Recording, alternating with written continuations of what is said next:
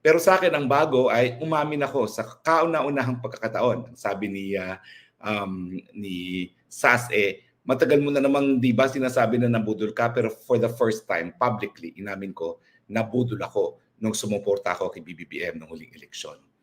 Bakit ba ako nabudol? Well, unang-una po, no? Kung babalikin natin mga pangyayari, unang-una, I was flattered kasi ako yung unang-unang inimbita ng unit team na sumapi sa kanilang senatorial team.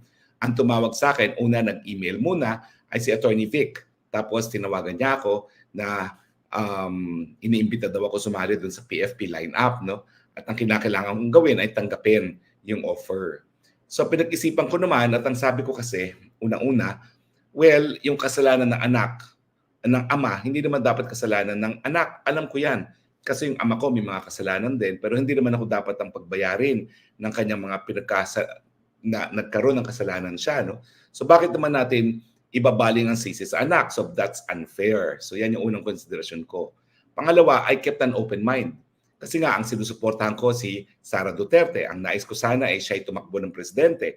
Pero nagdesisyon siya na magbisi na lang kay PBBM. Sabi ko, siguro may dahilan si Inday Sara.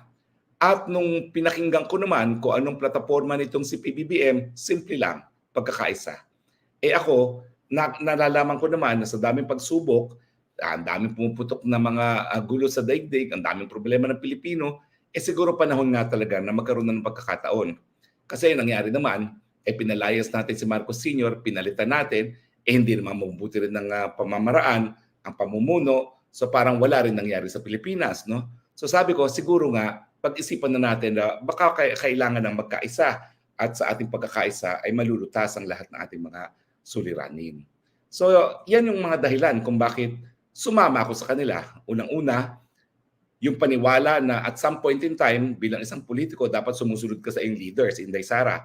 Pangalawa, worried din ako nang mag-iisa si Inday Sara sa unit team. Kasi nga, sinabi ng tatay niya na weak leader itong si PBBM at syempre, ayaw niyang tumakbo ng vice presidente si Sara. Ang gusto niya, tumakbo siya ng presidente. Pero sinuway ni Inday Sara, sabi ko, kung hindi ko naman sasamahan sa Inday Sara, sinong sasama kay Inday Sara? Dahil at ang loyalista naman ni PRRD ay hindi rin sumama. So kaming dalawa lang talaga ni Inday Sara ang sumapi dyan. So hindi naman ako nagsisisi dyan. Pero talaga naman sa loob-loobin ko, baka naman kasi nga, ang Marcos Jr. ay nagnanais na pabanguhin muli ang pangalan ng kanyang pamilya. Dahil kung mabibigyan nga siya ng pangalawang pagkakataon, sino ba naman ang hindi tatanggapin ng hamon para nga mabago ang imahe ng kanyang ama na napalaya sa Pilipinas. At syempre, yung importansya ng pagkakaisa. So, kailan ba ako unang nagkaroon ng sense na mukhang nabutol? Well, unang-una, ang pangako lang naman niya pagkakaisa. Pero matapos ang isang taon pa lamang, ano nang nangyari? Abay, sa second budget hearing pa lamang, isang taon pa lang na nakakalipas mula nung sila naging presidente, hayon na. Hinayaan niyang lapastanganin si Inday Sara ng kanyang insan na si Mr. Specker. Amantakin ninyo, sinuportahan ang budget ni BP hanggang huli, inapprove sa plenaryo, tapos biglang nag-iba ng tono at pinatanggal ang kanyang ilang mga pondo. Gawain ba yan sa isang kakampi? Gawain ba yan sa isa na nagbigay para kay PBBM ang siyang maging Pangulo, samantalang lahat ng surveys sa mga panahon na yon na nagpapakita na kung tumakbo nga si Inday Sara at itong dahilan kung bakit nagalit sa aming dalawa si PRRD at titikas daw ng ulo namin, siya dapat ang nakaumpong presidente ngayon. Pero may mga dahilan man si Inday Sara kung bakit hindi nga siya tumakbo, siguro isa na rin, gusto niya magpahinog dahil hindi naman siya dapat magmadali dahil siya ay bata pa. So sa tingin ko naman, tama yung decision siya na magpapahinog. Pero ano nangyari dun sa pagkakaisa? Mantakin mo, kaalyado mo na, pinakamalapit mong kaalyado, nanalo ka dahil sa kanya, dahil siya nagbigay. Nanalo siya dahil binigay niya ang boto ng Mindanao at Cebu sa kanya. Tapos ganun ang trato sa kanya na parang siya ay pinakamatinding kalaban. Sabi ko, nasaan na ang pagkakaisa? Yan naman ay panimula pa lamang. Ano pa yung mga nakita ko na indikasyon na nabudol na tayo? Well, bukod pa dun sa linaglag niya, ang sarili niya kakampi, na kasama niya nung kampanya, si Inday Sara, biglang bumalento nga doon sa nauna niyang sinabi na ipagpapatuloy niya yung pulisiya ni PBBM na independenteng panglabas na relasyon. Ako po kasi naniwala, no? Una-una sa kasaysayan, hindi po natin ever naging kalaban ang China. Ang mga naging kalaban natin, Espanyol, Amerikano at mga Hapon. Pangalawa, naniniwala po ako na bilang isang bansa na galing sa hirap at biglang yaman, ang China wala pong interes na makipaggera. Ang China ang gusto lang niya magpatuloy ang kanyang pag-unlad at ako naman dahil nakikita ko na talaga naman pong economic miracle ang nangyari sa China ng mga 20 years ago, gutom na gutom sila sa ilalim ni Mao Zedong. Tapos ngayon, pangalawang pinakamalakas na at masigla ng ekonomiya, na dapat makinabang din tayo doon sa pagyaman at pag-unlad ng China. Bakit naman hindi? Kapitbahay tayo ng China. Halos pwede mo nga languyin yung sa norte natin from Babuyan Island papunta ng Taiwan, nakabahagi ng China. At wag natin kakalimutan, kaya naman tayo binili ng mga Amerikano nga sa mga Espanyol ay nais nilang magkaroon ng stepping stone papunta ng China. So ang buong akala ko, pagpapatuloy niya yung ating mabuting relasyon sa ating kapitbahay na China. Bakit? Kasi unang-una, nagkaroon naman tayo ng mas mataas na pamumuhunan galing sa China. Pangalawa, mas mataas na pangangalakal at pinaka-importante, marami ring mga turistang dumating dito. Bakit naman natin babaguhin yan? Yan yung mga tinatamasa natin sa pagkakaibigan sa panahon ni Presidente Duterte. So nagulat ako talaga nang mula nang bumalik siya sa kauna-unahan niyang trip sa Amerika, nagbagong posisyon niya. Alam niyo, may konti akong kwento dyan. Ako po ay nagpadala ng memorandum kay PBBM bago siya umalis. Ang sabi ko, wala pang desisyon ng US Supreme Court pagdating doon sa sovereign immunity o kung pwede bang mademanda ang presidente habang nasa Amerika. Meron po kasing civil contempt charge si Presidente Marcos. Ito ay $300+ million. Kasi nanalo yung mga biktima ng pag-abuso sa karapatang pantao ng martial law ng 2 billion award laban sa estate o yung estate nga ni Marcos Sr. At dahil hindi sinasabi ni PBBM kung nasa ng pag-aari ng ama niya, meron siyang civil contempt na 300 million. So dahil ng mga panahon na yon, ako naman po ay nagmamalasakit sa kanya dahil sa totoo lang po, I was taken aback by the kindness, yung kabaitan ni PBBM. Hanggang ngayon po, sa tingin ko talagang hindi siya dapat mamuno, pero sa tingin ko po, napakabuting tao, napakabait na tao. Siguro po ako nagkamali ako, pero yun po assessment ko. No? Pero sabi ko sa kanya, wag namang sanang mapahiya ikaw dyan. So ang sabi ko, mayroong proseso na nagbibigay ng suggestion ng Department of State sa hukuman ng kilalanin ng inyong sovereign immunity. At sumang-ayon naman po sa akin si JP, sumang-ayon naman sa akin si Justice Secretary, at sa tingin ko, kinuha naman nila yan. Pero dahil kinuha nila yan sa State Department, nagkaroon din ng pagkakataon. Yung isa pang presidential insan, ambassador natin sa Amerika, na Romualdez din, na makipag-negotiate sa State Department. Ang duda ko, isa sa dahilan kung bakit biglang bumalentong itong si PBBM sa relasyon sa China ay number one, kinakailangan maiwasan nga yung kanyang civil contempt na 300 million. At nandyan pa rin yung issue ng kanyang tanging yaman, yung tagong yaman, ninakaw na yaman. Huwag na po tayo mapaligoy-ligoy. Napakadaming Supreme Court decision na sa Pilipinas, sa Switzerland at pati sa Amerika na nagsasabi na meron silang tagong nakaw na yaman. Pati dyan po sa Amerika. At meron ang contempt case yung isang crony dahil nagbenta ng mga paintings, no? Na dapat yan ay naka-freeze para nga doon sa pambayad sa mga human rights victims. So ito po ay haka-haka. Pero it's an intelligent guess. Kasi in the process of getting the suggestion, ay ba nagkaroon ng pagkakataon mag-negotiate itong ating sugo sa Amerika sa mga taga-State Department. At syempre, ang pinakamainit na issue pagdating sa mga Marcos sa Amerika, yung civil contempt niya at saka yung issue ng tagong ninakaw na yaman. So sa tingin ko, napag-usapan yan. At sa tingin ko, merong kinalaman niya sa pagbalentong ni BBM. Kaya nga yung linabas ko yung gentleman's agreement ay hindi naman sikreto. O sa totoo lang po, yan po inalathala sa mga periodiko. Ipakita nga natin yung mga headlines. Nandyan ba yung ating mga headline, yung mga istorya tungkol sa gentleman's agreement? O ito po, ang problema, tatlo lang talaga nagsulat. Pero tandang-tanda ko po ito kasi congressman pa ako. At nung ako po ay congressman ng 17th Congress, ako po ay Deputy Minority Floor Leader, which means ex-officio member ako ng lahat ng komite, kasama na ang appropriations. At humarap po doon si Delfin Lorenzana, dating sa Secretary of National Defense, kunya sinabi na nagkaroon na nga ng agreement na status quo, na wala ng bagong mga expansion sa South China Sea. Bukod sa GMA News, ito po ay nalathala rin ng Reuters, si Manuel Mogato, na isang Pulitzer Prize awardee. At meron din pong report dyan ang South China Morning Post, no? Na dyaryo po yan sa Hong Kong. So, wala pong sikreto. Anong sinasabi nilang sikreto? Wala pong pinimigay na teritoryo. Ang sabi lang dyan is as is where is freeze. At pagdating sa Ayungin, nung nagkaroon nga ng bombahan sa panahon ni Presidente Duterte, yun ang sinabi ng mga Chino, na nagkaroon ng paglabag sa as is where is dahil nagdadala ng repair materials. Hindi po nangako ng kahit ano si Presidente Duterte. Ang sinabi lang niya, siguraduhin ninyong walang mamamatay na sundalo ko dahil pag binamatay na sundalo, iba ng usapan yan. Pero gaya ng aking sinabi, hindi naman po pwede na nakatiwangwag lang na ang Sierra Madre na bulok na. Kung hindi yan marirepair, baka lumubog na. So ang sabi ko, diniskartehan siguro yan. Dahil wala naman akong pagkakaalam kung talaga nagdala ng repair materials o hindi. Diniskartehan yan para magawa ang lahat ng repairs. Ang pagkakaiba, ngayon sa panahon ni Presidente Marcos, parang pinangangalandakan niya para ngaharangin siya ng China na magkaroon siya ng dahilan na pumunta sa Amerika, umiyak na parang spoiled brat, tulong-tulong, lusubin ng China. So yan po yung isa sa malaking dahilan na sa tingin kong nabudol tayo. Hindi lang dahil sa wala siyang salita na kinakailangan isulong niya yung pang-national na interest ng Pilipinas, kung hindi nga dahil sa pagkiling niya sa Amerika, ang Amerika naman po hindi niya isusulong ang interest ng Pilipinas eh.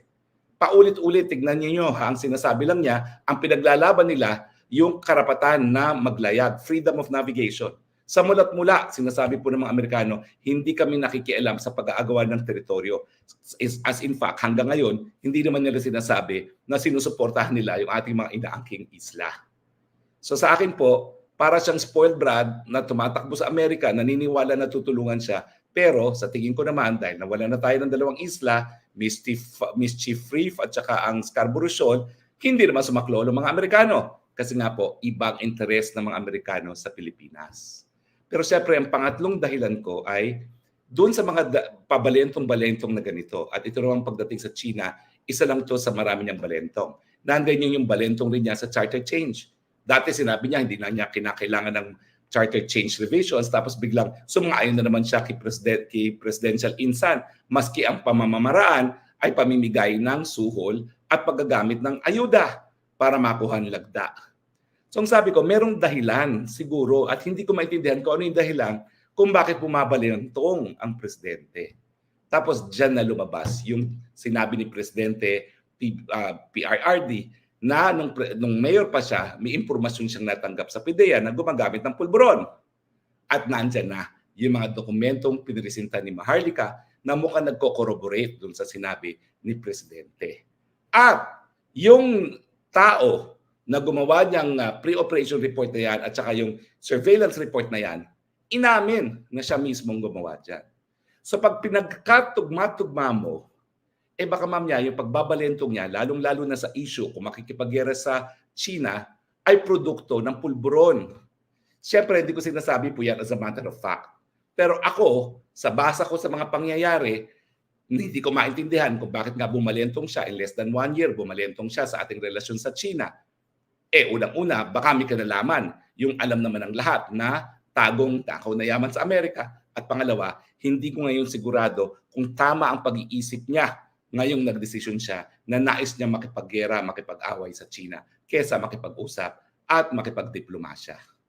Masisisi niyo ba ako? Hanggang ngayon, hindi sumasagot ang presidente, hindi niya pinasisinungalingan yung mga paratang sa kanya ni PRRD, ni Maharlika at ng mga dokumento ni Maharlika.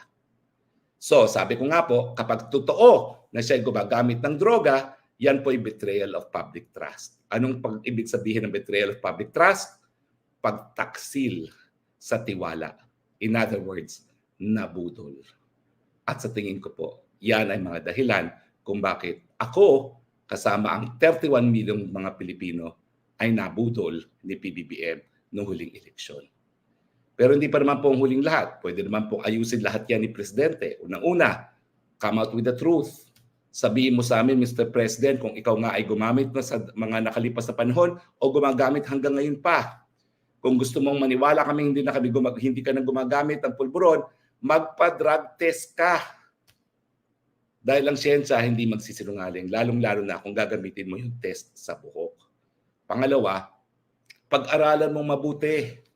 kung talagang karapat-dapat ba na merong isa man lang buhay na Pilipino ang mawawala dahil nais ng Amerika na tayo makipaghidwaan sa China. Naku, alam niyo po yung mga Amerikanong yan, natuto na sila sa Vietnam. Hindi na sila papayag na mamatay ang sarili nilang mga kasundaluhan. Makikipag-away po yan sa China to the last Filipino. Parang ginagawa nila sa Ukraine. Sige, labanan ng Russia, pero kami yung mga Ukraine ang mamatay. Ang inaawit po natin sa lupang hinirang, ang mamatay na dahil sa iyo ilang Pilipinas, hindi para sa dayuhan. Nabutol po ako. I am sorry. Dahil ako po'y umakit sa entablado at sinabing suportahan din si PBBM, nagkamali po ako. Patawarin niyo po ako. Tingnan po natin ang reactions ng ating mga televiewers. Okay? Si Darlene D, good PM attorney, ako rin nabudol. Sobrang nakakalungkot. Paano ba kaya natin maitutuwid ito? Well, isa lang po. Pagsigawan natin na kinakailangan magkaroon ng katarungan ng sambayanang Pilipino, huwag mamatay sa gera ang isang Pilipino, lalong-lalo na ang gera na yan ay wala namang interes ang Pilipino. Yan ang po siguro ang solusyon para malinis ang ating mga konsyensya, tutulan ang gera. OFW Job Home Blooms, I was watching yesterday live sa Davao del Norte, sir. Tanong lang, tatakbo kaya si Vice Sara Duterte ng presidente? Makaya pa kaya sa Pilipinas na hindi po ubos ang kaban ng bayan? Well, sa tingin ko po, tadhana ang pagiging presidente. Tignan po natin kung nakaukit sa kapalaran ni VP Sara ang pagiging presidente. Eve Wailing, marami tayong nabudol. 26 million daw ang legit. The rest ay Smartmatic, sabi ni Attorney Glenn Chong. Pero marami pa rin po yun, 26 million. Dami pa rin nabudol yun. Dahil akala natin, nasa tamang pag-iisip. Akala natin siya magpapatakbo. Yung pala, ibang taong patatakbuhin niya ng gobyerno. Tapos, tignan pa natin ang ibang mga komento. Abay, mukhang konti lang ang ating komento. Ito, Tony, baka kaya piniplay up ni BBM ang secret agreement kuno ni PRD at Xi at may matakpan ang secret deal niya kay Biden. Totoo po yan. Pinakita ko po sa inyo na lathala sa balita yung gentleman's agreement. Hindi po yan sikreto. Wala pong linabagyan sa saligang batas kasi status ko nga po eh. Kung tayo po ay nakipag-agree na gumawa ng ibang bagong kasunduhan pero status ko as is where is, yun po baka kinakailangan na magsang-ayon ang Senado. Pero ito naman pinasok po ni Presidente, hindi tratado, hindi kasi nakasulat, so wala pong requirement na mag-concur ang Senado dahil ang concurrence ay para lang sa mga nakasulat na kasunduan. Itong gentleman's agreement, kabahagi po ito ng foreign policy na kinikilala naman ng saligang batas ang Presidente na Chief Architect ng foreign policy. Eunice Esinio, next time, wag na po matigas ang ulo natin. Lesson na po ito na hindi tayo ipapahamak ng magulang nating don't leave Tatay Digong. Totoo po yan. Sinabi talaga sa akin ni Presidente Digong, ikaw Harry Roque, nanguna ka pa. Pasensya po, Tatay Digong. Nagkamali po. Jasmine, attorney, sabi ni PBM, he has no plans to hand former PRRD to ICC. It's safe to assume he's sincere kasi iba po sinasabi sa ginagawa. Well, yun nga po sinasabi ko, balentong eh. Sinabi po niya yan. Kasama pa ako sa pagpupulong. Agosto po yan. Tapos, inamin din sa akin ng marapit niyang kaalyado na nagbago isip niya kasi pinagdududahan nila na nagdi-disturb daw si Presidente Duterte. Kaya ang desisyon nila, itatapon talaga nila sa kulungan sa Hague si Presidente Duterte. Sino ba naman ang hindi talaga mako-convince na binudol tayo na napaka-importanting bagay kung isusurrender ang soberenya ng bansa sa pagkakilala sa mga dayuhan para magbigay ng katarungan, hindi niya nagawa. Balentong po at budol tayo. Myra Pascua, talagang nasa dugo na nila ang pagnanakaw. Mula sa ama hanggang sa anak na lumaki sa nakaw, kaya nag-addict na lang yan kasi laki sa layaw. Well, ako naman po, nandyan naman po si Senator Amy na nagsasabi talaga na nalulungkot din siya na hindi talaga tinanggap ni PBBM ang hamon na binigyan ng pangalawang pagkakataon para malinis ang pangalan nila. Tingin ko naman po, sincero ang ating Senator Amy Marcos sa pagsisisi rin. Rico Rapadas, mahaba, kawawa ngayon ng Pilipinas, ang presyo ng bigas ay binibigyan ng pansin na halos 90% ng Pilipino bumibili ng bigas. Mas binibigyan ng prioridad yung kaprasong katubigan na ilan namang nakikinabang, daming palpak na ningiwi ngayong nakakalungkot talagang di sila mapagkatiwalaan. Deserve nila ang kasuklaman at ipagtabuyan sa bansa na paghihina ang presyo ng mga bilihin, lubhang napakakabahala ang paglala ng problema sa lipunan, bilihin ng gasolina at kung ano-ano pa. Kaya nga po Importante yung pagkakaisa para man lang magkaroon ng katugunan itong sa mga suliranan natin sa pagtaas ng presyo. Pero siya po mismo ang bumasak. Winasak po niya yung pagkakaisa na pinangako niya. Siya mismo dahil hindi niya sinita yung kanyang Mr. Speaker na pinsan. Mo order sa palagay mo po, attorney, mapapababa si PBBM sa Malacanang. Ang taong bayan po, ang sambayan ng Pilipino, ang tunay na soberenya. What they say goes. Hindi po ang presidente. Sovereignty resides in the people. Pag naghusga ang taong bayan, alis kayo dyan. Kaning Koy, pag natanggal si BBM sa June at pumalit po si VP Sara, pwede pong kumandidato uli si VP Sara sa 2028. Ang pinakamaaga po na dapat pumalit si Inday Sara ay dapat July 1 of 2024. Dahil nakasaad po sa saligang batas, ang Vice President na nag-succeed sa Presidente ng 4 na taon at mahigit pa ay hindi na po pwedeng tumakbo sa 2028. So the earliest para siya makatakbo ay July 1. Dio dyan, galit ako kay Sara kasi kaya ako naman binoto si Kuting dahil kay Sara, pero susuportado ko pa rin si Sara dahil siya lang ang pwedeng mabuno para sa akin. Pasensya na po kayo. Talaga naman po pagkasinam kilala niyo si PBBM. Mabibilib kayo sa kabaitan. Until na-realize nyo, ang pagiging presidente hindi lang dapat nakabase sa kabaitan. Merong kakayahan at doon ko talagang na-realize na importante ang college education. Kasi college education, meron ka talagang disiplina mag-isip ng tama. Pag hindi ka natapos ng college, nakikinig ka lang sa sulsul ng iba at hindi ka marunong gumawa ng sarili mong conclusion. Yung pala po talaga ang kahalagahan ng college education, yung disiplina ng pag-iisip, na magkaroon ka ng sariling pag-iisip. At syempre yung issue na gumagamit pa siya ng pulburon at ang mga decision ba niya ay ginagawa sa panahon ng tamang kanyang pag-iisip. Carl Joy Isaiah, no need to say sorry, Atty. Roque. Ang mahalaga ay naging daan din po kayo para magising ang ating mga kababayan sa mga maling ginagawa ng gobyernong ito. Sana po, yan ang the least I can do po to make up for it. Albert Lynn Boco, ano pong masasabi niyo, attorney, na balak ng Ontiveros na paimbestigahan daw si PRD dahil sa gentleman agreement? Paulit-ulit ko na po sinabi, hindi po sikreto yan. Ha? At kapag status quo lang naman ang pinagkasunduan, wala pong linalabag na kahit anong provision sa saligang batas. In aid of election ang gagawin nila. Ruel Dia Garcia, well taken, Spokes. At least may nalaman naman kami from you. Maraming salamat, Pastor Ruel. Janet Bucato, nabudol din po ako, 10 na aking pamilya. Now we withdraw our support to Marcos admin. Ilang kaya tayo? Ilang kaya sa 31 million ngayon ang talagang ang ramdam nila ay nabudol?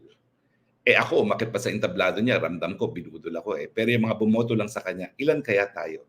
Baka mamaya bayaran kong survey nang malaman ko kung ilan talaga ang feeling na nabudol. Abangan po yan. Okay? Sir Ju, Atty. Harry Roque, may isog rally mangyari po sana dito Cagayan din si Governor Mamba at ginipit po nung nilabanan niya ang paglagay EDCA site sa Cagayan. Ganon din sana sa Isabela.